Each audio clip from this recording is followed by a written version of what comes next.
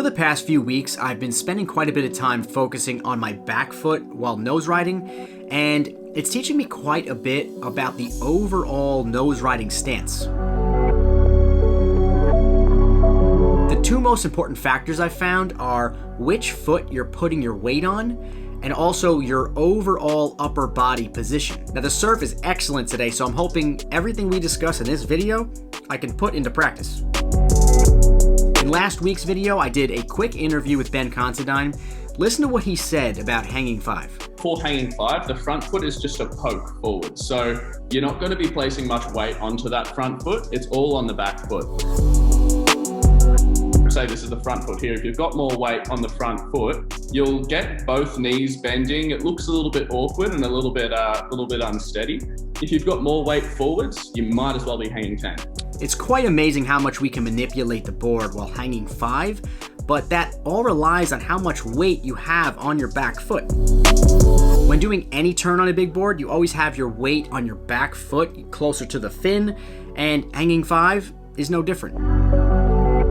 Another important thing to consider is the position of your upper body. Now, a common problem I have with my surfing, especially on rights, is my upper body is pointed towards the shore, so kind of sideways, when in reality, I need to open that up a bit, make my shoulders a little bit more perpendicular to the rail, and that makes things so much more stable.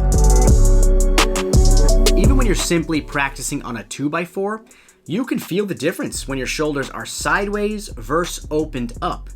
When they're opened up, you just have so much more maneuverability and stability on the board, or in this case, on a 2x4. Now take all this advice as a general rule or just a good way to get started, because everyone's individual style might be different. Well, the waves are unbelievable right now, so I'm gonna make this quick. So today I'm obviously gonna work on the toe poke that Considine talked about in last week's video, but I have a lot I gotta do today because Tommy from 10 Toes Surf is going to analyze some video footage that I'm gonna be giving him. And he asked me to go out for a surf session, and the first 30 minutes, he just wants me to nose ride as best as I can. And then the second 30 minutes, he wants me to only focus on board setup. And then the last 30 minutes, he wants me to do the best I can to finish the wave with style.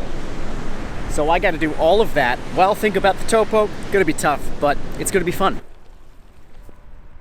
It's a little bit big today, so I gotta put one of these things on, which I absolutely hate because I don't use leashes a lot.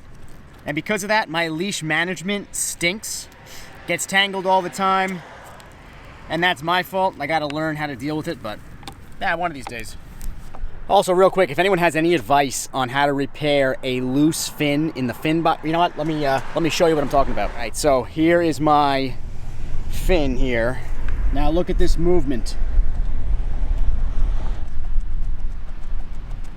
Basically, when I sanded the fin down to get it to fit in the box, I over sanded. So I read somewhere you could pour some resin on it and then let that set, and then you could sand it and refit it back. But if anyone has any advice, let me know. Please enjoy the edit.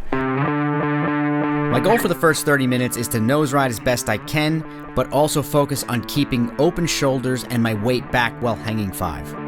Let's see how this goes.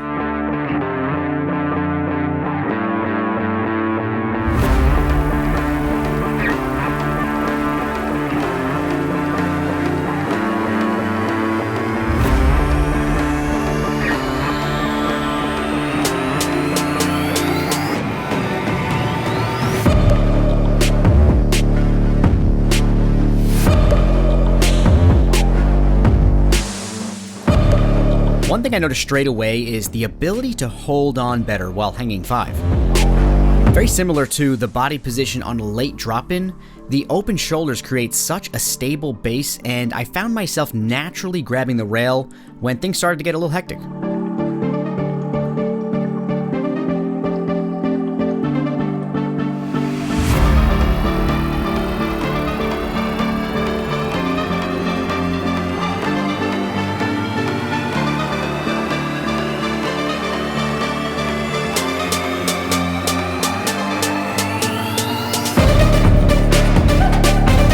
This is is a great example of the power that your back foot has in steep sections. You can see I rushed to the nose too fast and I lost the rail engagement just for a split second.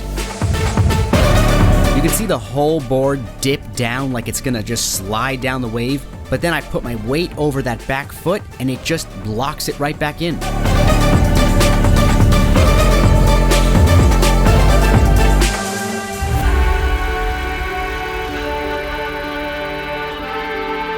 Here's me doing the exact opposite of what you're supposed to do. Lost the rail engagement and no nose ride. And man, did I get pummeled today. Fairly powerful waves, constant paddling due to the strong current. I was wiped.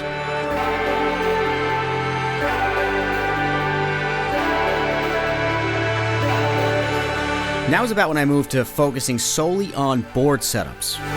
This led to better board setups, but more loss of waves. And that led to a lot of hand raising.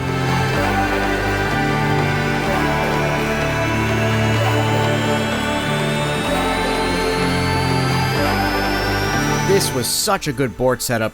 It was a shame I didn't get to the nose fast enough. Obviously, focusing on board setup is something I need to work on, but also doing it in a way that gives me time to get to the nose. Or I just need to learn to cross step really fast, which sounds quite appealing.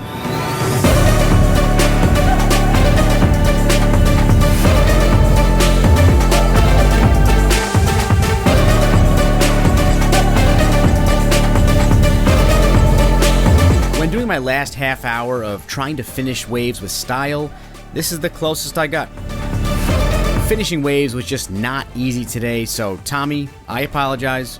This is all you're getting. Watch this video next on preventing surf stagnation.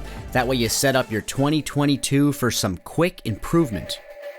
Thanks for watching. See everybody next week.